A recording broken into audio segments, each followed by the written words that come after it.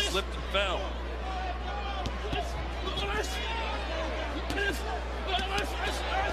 Well, oh, that left hand, did he not go down from that? Chukajan going to go out on a shield apparently here in the 10th. They wanted to make Chukajan fight. Chukajan is fighting now. We'll see what Boots can do out of it because he did hit. He got hit with a right hand in between the shots. I think Boots is starting to do a pretty nice job of anticipating the foot movement of Chukajan. Chukajan likes to hit and then spin out. Boots is kind of spinning with him to catch him in these exchanges. I noticed that too, Chris. Good observation, man. And that's a talent that you pick up in the gym. You can't let your opponent get an angle on you because you're moving with him. Stop. Watch your elbows. Watch your elbows. Well, it certainly made a big difference after the point deduction for holding. This fight has opened up. And that's what they wanted out of Boots, but once again, Chukajan held his own.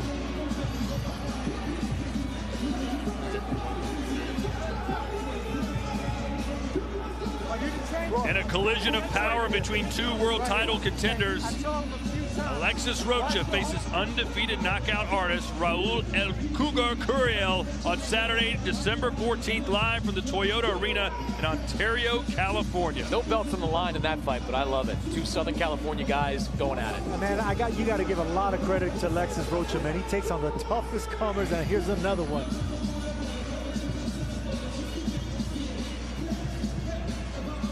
Here's where the point deduction happened. Yeah, and I think that was the right call by Harvey Dock. We've been seeing a lot of this over the course of this fight. Several warnings given by Harvey to stop holding. Second down. Second down. Let's go.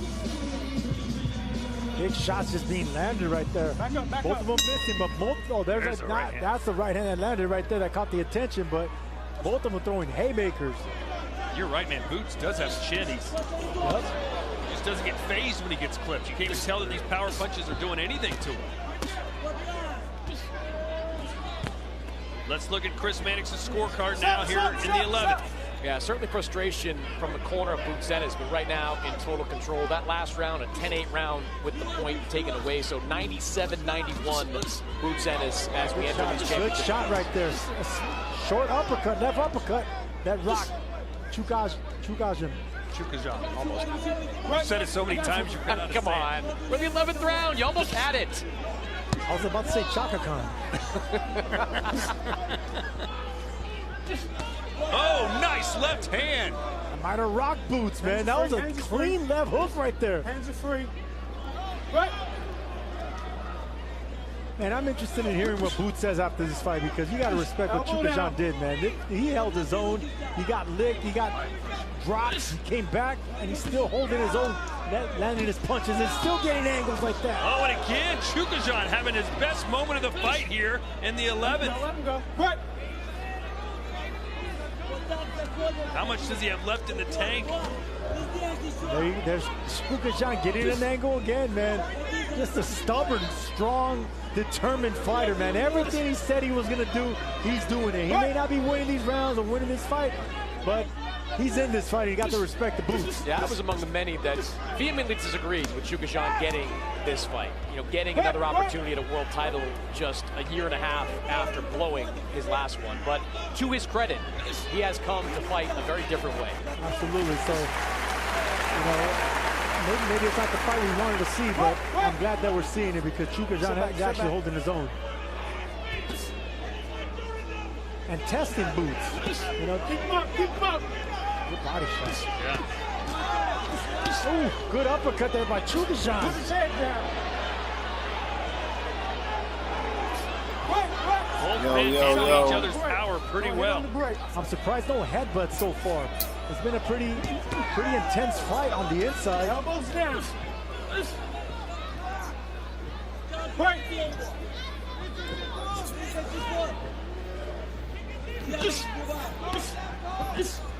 Oh, big left from Chukajan. Oh yeah. And that's a one flaw that I see in Boots. He keeps his head up sometimes a little bit too long, trying to look for hard punches, you know, because he's always trying to knock you out with power, but sometimes he holds that head up too high. Got him again. Up because the head's up there in the same place. Time.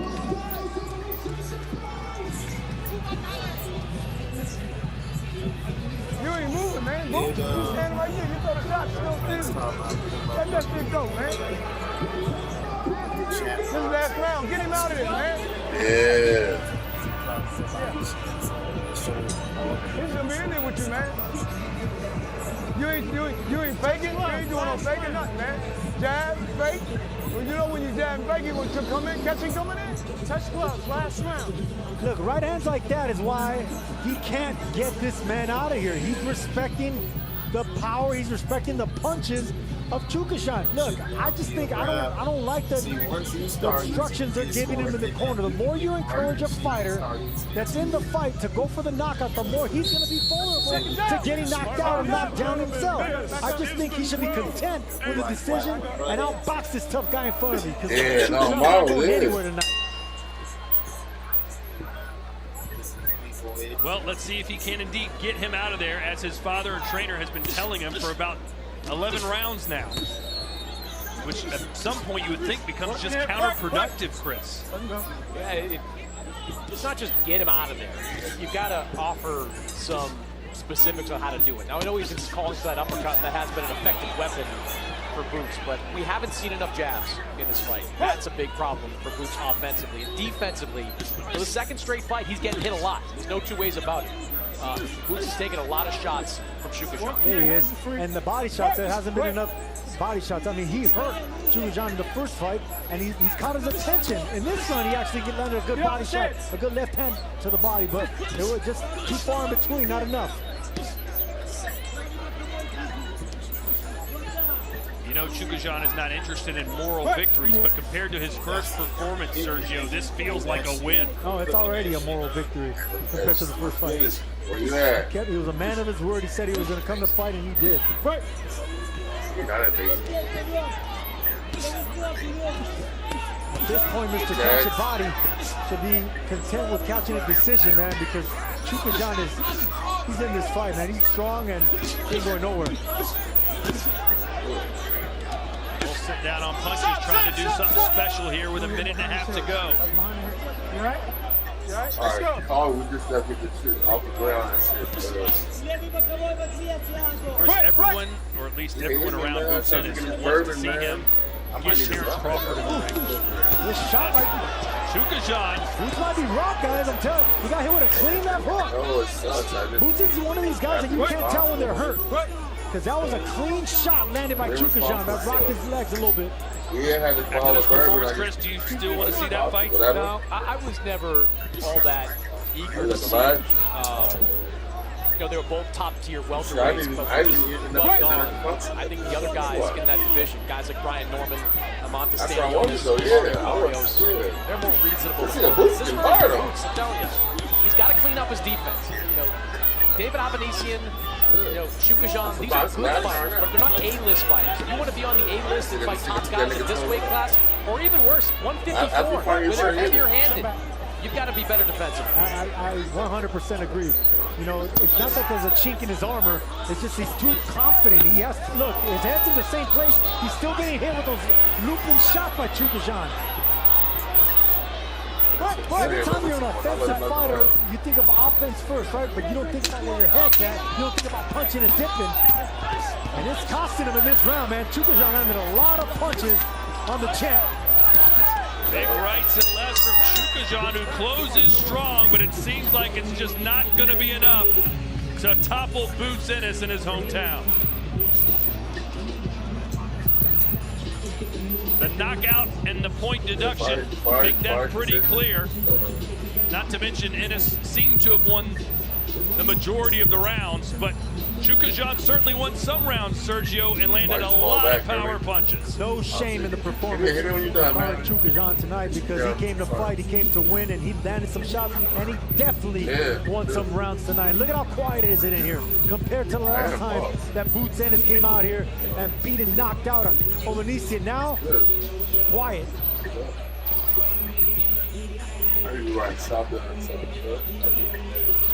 It's a different type of bourbon, but they got the German shit.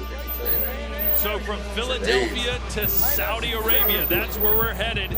Next week, it will be Riyadh Season Latino Night. In the main event, Sergio Zerda Ramirez and Chris Billum Smith. It's going to be a good fight, man, because I'm telling you, CBS is a natural cruiserweight. I hear he's motivated for this fight, training really hard. Sudo's looking good with his legs, but I think the strength's going to be on CBS. I'm looking forward to that one.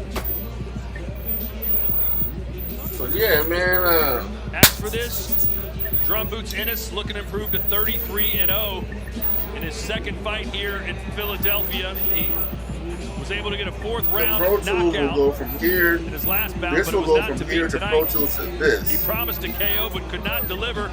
He was having My fun for a question is, while, where was Sergio, but in the end, tough Ukrainian just wasn't going anywhere. He wasn't going anywhere, and I think you know, he did have his fun. He knocked him down. He got some wicked shots in, but you got to credit Chukagian. He came to fight tonight. He's had words like this. Prepared, came motivated, and this is the type of fight and fighter that I want to see more of. Trying. Lower nose I am. This last round was probably his best round, landing clean shots. There's a shot that I told you Rock to see. He's buckled right there, landed right on the tip of the chin. And like I talked to you earlier, guys, Boots, for as gifted as he is, takes a big punch as well. But sometimes you're too tough for your own good, man, and you have to be more defensively responsible. So would you call this a step back for Boots?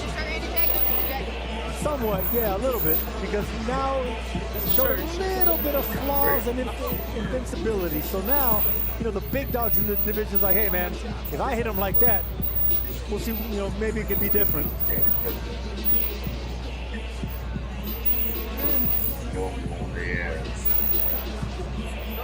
So kudos to Karen Chukazan, who's obviously not going to win this fight according to you on the Van Zone. I do, but I don't know how to chop that into my sample because I'm doing 4-bar sample. Much better than what he saw last year. Do an 8-bar sample and then do 4 bars of that sound, and then it closes out the last 4 bars of the sample. It's over. That's an easy title type of fighter, but that's caused some people some problems. I think it caused a lot of people problems because right now we're just talking about a pound-for-pound talent in Boots Ennis, and he just competed and got his licks in, man. So if he can get back on a winning streak, maybe even get another title shot with someone else, I can see him becoming a champion. With a performance like that, with the right opponent, I can see him picking up. They gonna lie, they know my sauce. David Diamante has the official numbers.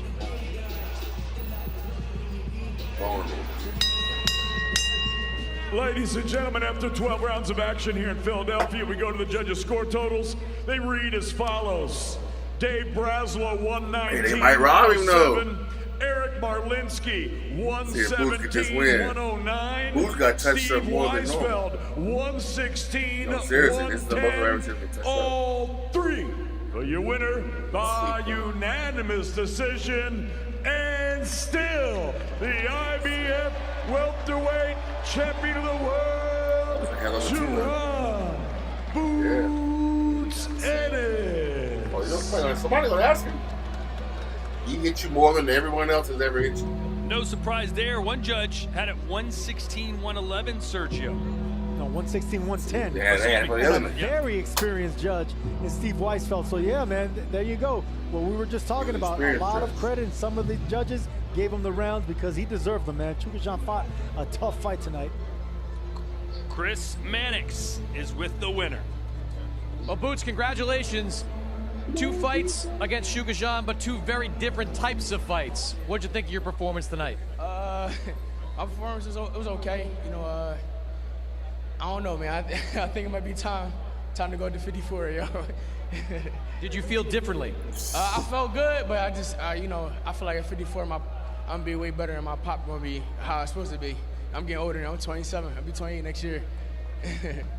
The very first fight, you had to chase him around for the better part of 12 rounds. He kind of stood trade a little bit more. Did you expect that? Yeah, no, I mean, like I said, I was prepared for anything he had coming. You know, it doesn't really matter to me. You know, but I'm glad, you know, I got the win. And okay, I mean, like I said, I felt okay. You know, but it's only bigger and better. This was one of those fights that was effectively forced on you. You had to defend your title against the mandatory. Did that make it hard at all to kind of train and get up to a fight like this? I mean, yeah saying no, you know, but at the end of the day, you know, You got the meeting going? Last time, you know, and I wanted to get that knockout. I heard him a lot of times, and I was like rushing. You know how it's, I don't know, you know. But it's okay. There did seem at times to be a disconnect from what your father wanted in the corner and what you were delivering in the ring. It didn't seem like you were giving him what he wanted. Where was that disconnect? I heard everything he was saying. I was just in there. You know, I was listening and not listening at the same time. He wanted me to use more angles, you know, use my jab more, and stop standing in front, you know, and I did the opposite. Your offense is still among the best in the welterweight division, if not the best. But the second straight fight, we've seen you get hit a little bit more often than we've seen in the past. What do you need to do defensively to get better as you look ahead to these bigger fights? Right now, it's probably the bigger names, you know. Like you just said, you fight bottom tier guys, you know, you don't. Sometimes you don't want to get up for him, but you know, I know if I fight a way better guy, I'm gonna be crazy. You know, I'm gonna be on point. You know, that's what's gonna make me better. You know, not saying he's a bad fighter or anything, but I need them top guys. I was gonna ask you about unifying these titles, but it sounds like you're ready to get out of 147. No, I mean, if we can get one of these guys and stop playing, yeah, let's make it happen. You know, but if not, man, 54, here I come. You know, this is the second straight time you've fought here in Philadelphia. For the second straight time, this crowd has shown out for you. You know, big crowds here to support you. What does it mean to you to get this kind of support in your hometown? I mean, everything. I appreciate everybody that came to support. You know, even though I wasn't a top guy, you know, I appreciate every last one of you guys that came out. And every time I fight here, it's gonna get bigger and better. You know, and hopefully we can bring a big name here. You know, either we come for the rest of these belts, or we going to 54 and you know, campaign there and collect them belts there. You've said that 154 is a poppin' division. It certainly is deep, really 1 to 15. If you could move up next year and challenge anybody, who would it be?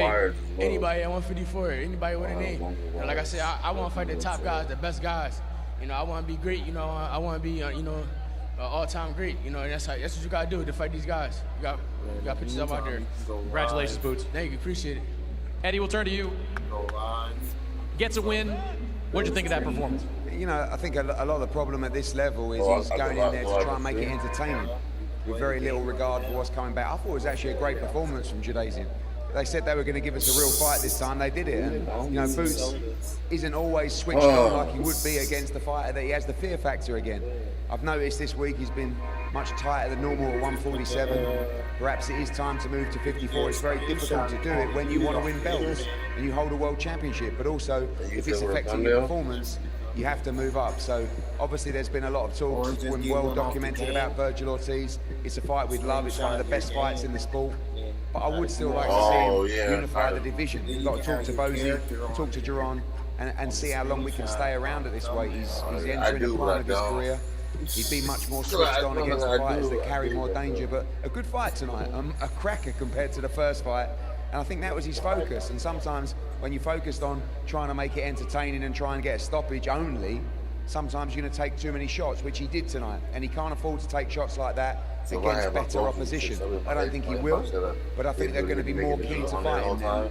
Definitely some good fights at 47 unification fights. We mentioned Virgil Ortiz, and those two guys have been circling each other for the better part of the last 3 or 4 years. Virgil now at 154 does have an interim title at 154. What are you hearing about the possibility that fight could happen? Yeah, I mean, we spoke to His Excellency. You've seen it on the 5v5 with Oscar de la Blanca, and I think that it's really a case of just making the fight. I'm sure I'll get a phone call in the next 10, 15 minutes to confirm the fight. We're ready to go for February 22nd. The plan was to fight Karen and unify. But like I said, it's getting tight there at 47, and we've got to probably move to 54. If we do, Boots against Virgil Ortiz is one of the best fights in the sport. You're going to wind up on Clapback Thursday for that. Oh, always. It's going to be a lot of fun, and we look forward to it. Appreciate it, Eddie. Cheers. Well, Sergio, Boots Ennis was kind of all over the place in that interview.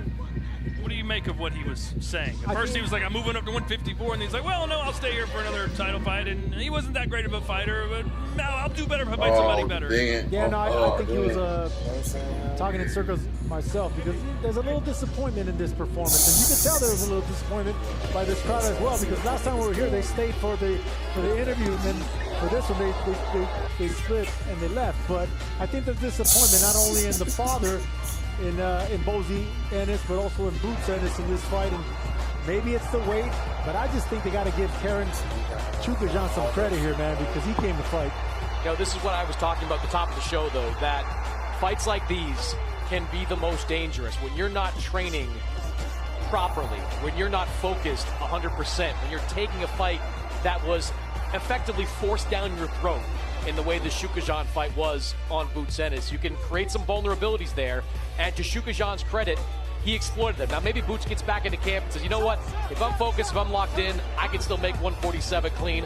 I want Mario Barrios, who's in action next week. Or I want to revisit a fight against the Stanionis or Brian Norman. But that's a decision he and his team are going to have to make over the next couple of weeks. I tell you what, I love a Virgil Ortiz matchup. These two guys, they were both at 47. We talked ad nauseum about them fighting each other. I'd love to see it happen at 154. But if you're one of those other title holders at 147, you watch this performance tonight, you're Brian Norman, you're thinking, you know what? I think I can beat this guy. Well, Brian Norman still goes through with his Derek Cuevas fight that nobody outside of the Norman and Cuevas family actually cares about, then that's on him. That he's got to not, he can't drop the bag. I shouldn't say stuff like that. It sounds dumb coming from me, but you can't drop the bag in a situation like this. You can't price yourself out. If there's an opportunity, and I don't know if there will be one because we don't know what's going to happen with Boots, but if there's an opportunity, Brian Norman, Amantis Stanionis, who could be stuck with a Shakram Giasov, mandatory defense, you've got to raise your hand, get in line, and get on that first flight to Philadelphia. Never say it back again, Chris Mannix. You said it 3 times already, all right? For you got to say, I spoiled the currency. Like, that nigga about to exploit the shit out of that fucking signal. Well, here's our fight stats powered by Jabber. And Ennis landed about 20 more punches. You heard the scorecards. One of the judges gave 4 rounds to Chukajan. The best judge, I think, in boxing, Steve Weisfeld. I also gave 4 rounds to Karen Chukajan. I thought he had a very effective night, a far more effective night than he had about a year and a half ago. Still a clean win for Boots Ennis, but Karen Chukajan made him work for it. So here's a final look at our fight card tonight. 3 of the 4 fights ended by knockout, including Jesse Bam Rodriguez, who basically on the complete opposite of the drawn Ennis fight. He came in there, dominated, blasted that guy out, and a lot of people thought Drawn Ennis would do the same thing. He was unable to, but does pick up his 33rd win at the age of 27. Who's next for Boots and Bam? We'll discuss when we put a bow on things after this. Wait, scan it again. You're really giving PointsBet a run for their money. It's the plan. Wait, don't hit here. Oh yeah? You want to bet? If you win this hand, I'll help you move right. This is right. Pivot. What? PointsBet Casino. Bet on it. Breaking news and a surprise contender in the marathon. Yes, Rachel, someone has caught up to the front. He's carrying a fridge. Something remarkable has just happened. Talk about keeping your eye on the ball. What's happening courtside? From half court, he got it. I can't believe what I'm seeing. Over to baseball. Richmond's gonna win. There's no way. I think it pops up my one on my phone. Whatever the moment, it's never ordinary at Bet365. When we at Miller Lite set out to brew a light beer, there came a moment of truth. When we had to choose great taste or 90 calories, we chose both. Tastes like Miller time. Play Smart's first pick is Mike Pratt. Huge pick. Mike is a real betting beast on Sundays. Mike, you think that the deposit limit's going to come in handy? I'm known for my non-stop in-game betting, so you tell me. Looking forward to a great season. At Mary Brown's Chicken, everyone has a flavor, like our new spicy sauce. What about buffalo? Honey barbecue? What about our soy garlic glaze? What's your flavor? Find out with our new wings and sauces, only at Mary Brown's Chicken. Listen. Oh, come on, man. Beverly 1979. Chase Brown is as fast off the field as he is on it. He can't let pain slow him down, so he conquers it with the power of liquid fast relief. Advil, tackle your tough pain fast. If you'd invested $100K for the last 30 years and earned 8%, you'd have over $1 million. but pay a 2% fee every year, $400,000 less. If you understand it, you'll earn it. Right. Nigga said, nah. Cosmos garlic sauce is so good, you'll be hooked. 3496319. 346 what? 3496319. No, 346. Yeah, I don't think so. 346 6319.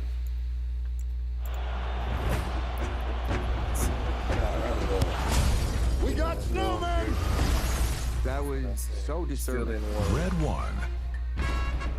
Just do the number, man. Ah! Love. Boy. Oh, you said capital B?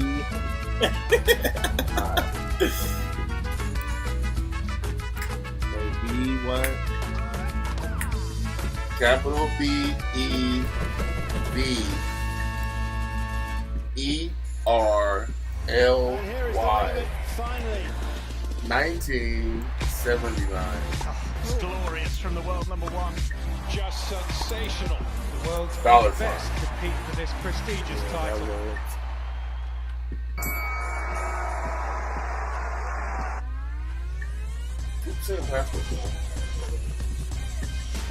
And we are back one final time from Philadelphia here at the Wells Fargo Center, where Boots and Bam have just won their fights. Boots less convincingly. Boots more decisively. Okay, so this is yours. A third round stoppage win. And then if you meet anybody, then you can tell them, yo shit.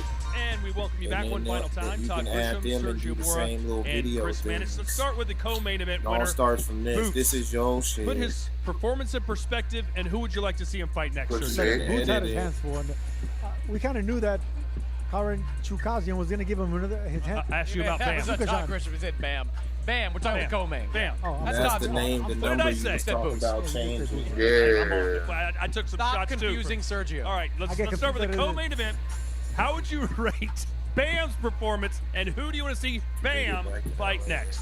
Bam, you got it right. Martinez, unify. I think Fernando Martinez makes all the sense in the world before he goes up to 118 to fight Nakatani. So I think that's where he should go, unify. The way he's going right now, he's already, I mean, he's pound for pound, but now he's pretty much a Hall of Famer now, you know, with the wins that he's been doing and what he's been racking up. You know, I just think this kid is amazing. The sky's the limit.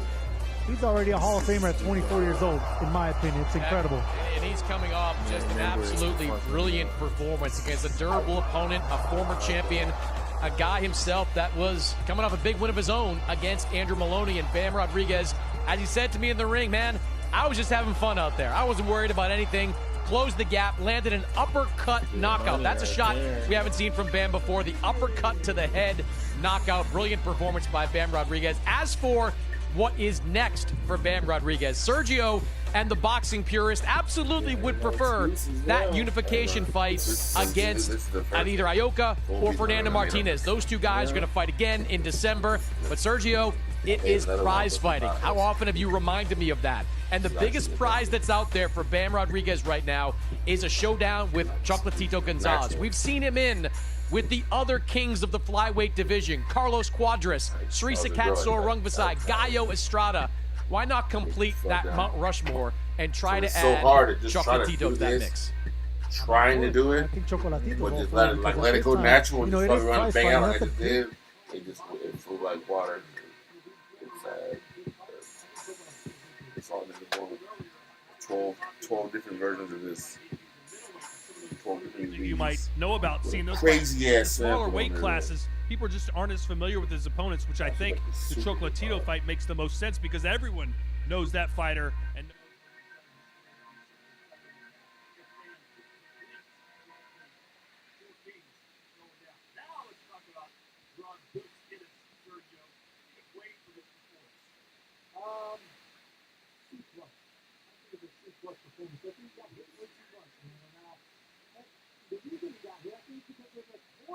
You should have texted me. You know how to set up betting squares? I need a person to set it up. I'm going to make breakfast burritos for early on. You get an ad. I'm not mad.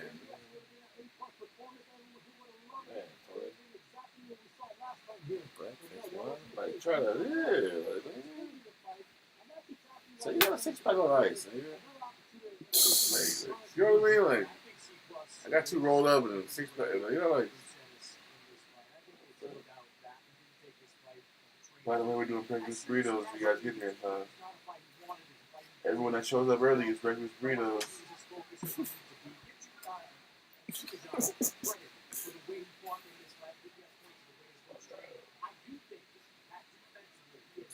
Oh, you got 2 cameras? Where's the other one? Oh, right here. I try to have it here. Nothing happened, though. Yeah, it's right there. Shit. Oh, it's working now? Yeah. Oh, damn. Now put it back how it I was. had an hour to try to have it set up right. But it's right there. Work.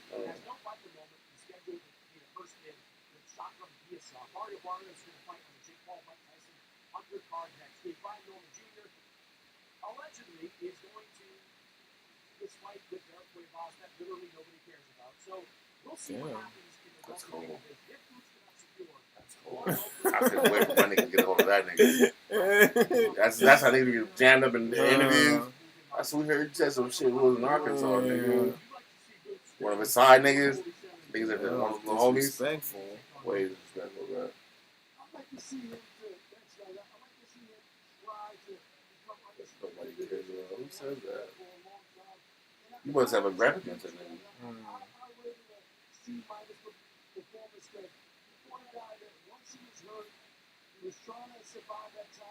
Couldn't get him out of there. He's a good fighter. Boots tried to get the knockout. He did get hit with a lot of shots, but he fought a good fighter. This is how I feel.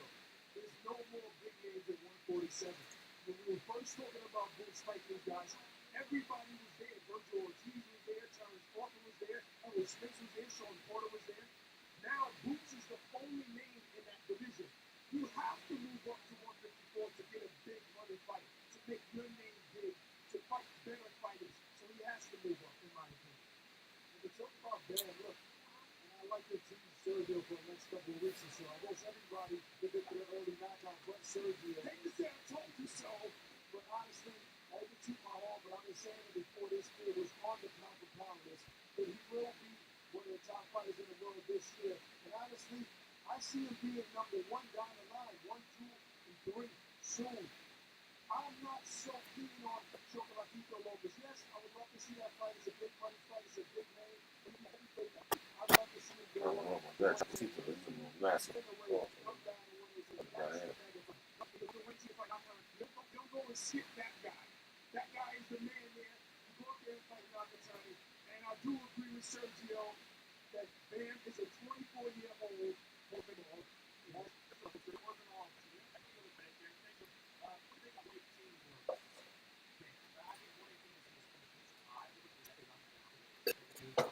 The next calendar year until we get to Nakatani by happens to be the first days of 2006. He's still absolutely there. That's what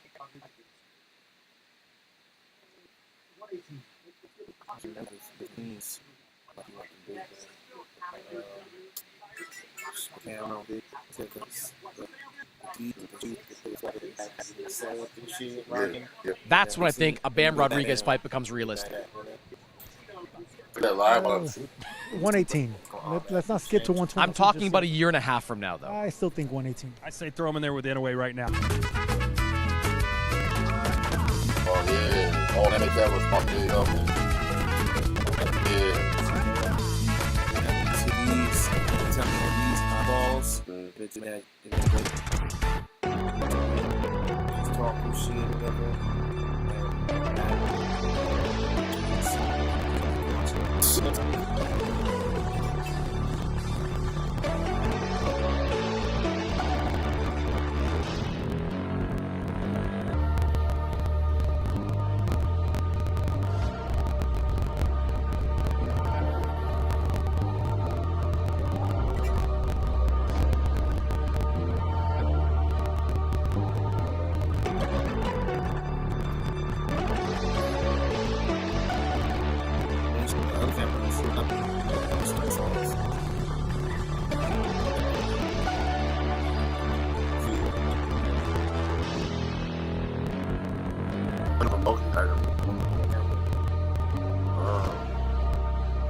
I'll do the camera.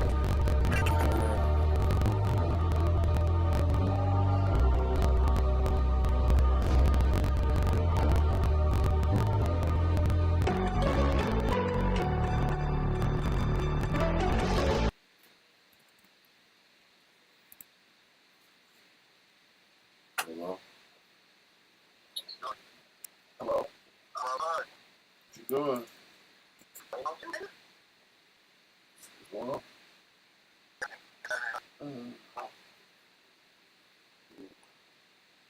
Just short about second, we can just finish it up, man. Enough already. A little bit. You are, man.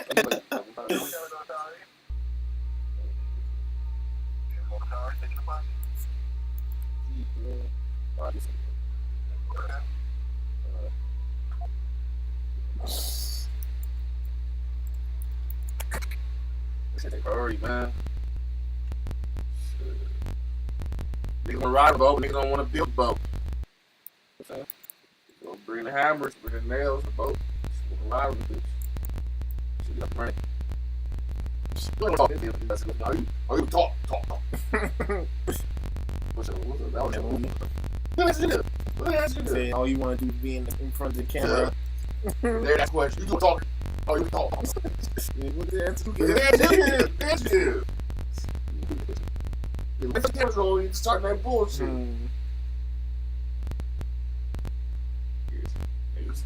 Deep talk. And she'll find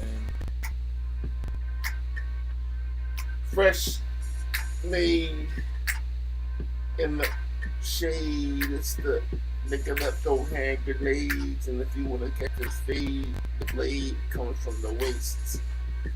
Niggas looking like baby boy, waist deep. The game's deep. Get your waiters. I avoid the haters and the salt shakers. I throw the haymakers. I'm the outer stater. I'm the earthquaker. Bitches look like I need a baker. I tell her that I'm a flaker. Sometimes I show, sometimes I don't. So I got a jump, and it's lit, and it smells like a spliff, and I just might take a dip in the earth spool. Always down to the duel, never low on fuel. Cause my shit's electric, shit gets hectic. I move around like you expect it. Because your whole style is septic tank. Yeah. I'm Shabba Ranks. Yeah. Bye. you're supposed to have a little break come in. Yeah, okay. See? Nice little pause. Take the sample out, then bring it back in. Alright, so I labeled the shit up. Camera 1. The screen display. And that's when you want to see the computer screen. You get this. Then you go to the other scene. Camera 1, 2, 3. Go back to that. That shit gonna be crazy. Yep, because I can already imagine. Yeah, definitely, nigga. Definitely. And that shit incorporated. That's enough to show that niggas know what they doing. You start to moving the shit around like that. You're like, okay, this nigga knows what he's doing. You know what I'm saying? Yeah, well, got a sample, man. They be born. And the next thing, you gonna have that shit hooked up. That shit's gonna be playing like my next week. Yeah, I got a few that weekend. I'm gonna arrange all this. Something back to order. And this is how some more wires. Like AD and them be having they shit. They just had this screen up. You just had the seats. Like you had a camera up here. Oh, okay. Then you just had a background. Then you just talking into the mic, calling and talk shit. Okay, and got main screen up. And if you want to say, oh, so Young Thug got arrested, let's pull up footage. Man, you pull the footage, you know what I'm saying? Right. In court. Yeah. Then you go back. So you get it going up, you talking shit about it. You know what I mean? Pull up a document. Documents. I'm excited. I'm excited. That's good money. That's also recording too. Oh, that's all we do right there? Yeah. Then if you record something like that you're not streaming, you just record. I think you can't do it while you record while you're streaming. I have to show you when we get off. It's like in the files up there. Each recording, it saves to a file up in there. Yeah, I think you're good, man. You're about to get in traffic. Appreciate it, man. 45-minute stream right there. Yep, need that. Yep, all the footage. We all know what. B-roll, let's see, we with the B-roll, man.